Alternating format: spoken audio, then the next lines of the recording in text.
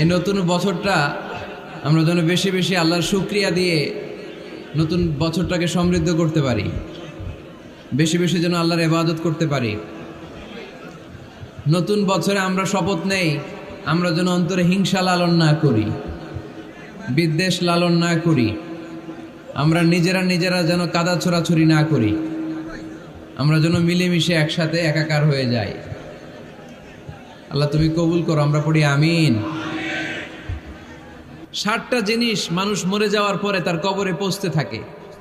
ইন্না মিম্মা ইয়ালহাকুল মুমিন মিন হাসানাতিহি বা'দা মাউতিহি, মানুষ মরে যাওয়ার পরেও যে 60টা জিনিস তার কবরে পৌঁছায় তার মধ্যে একটা হচ্ছে মসজিদান বানাহু, সে যে মসজিদ বানিয়ে গিয়েছে ওই মসজিদের সওয়াব। সুবহানাল্লাহ পড়েন।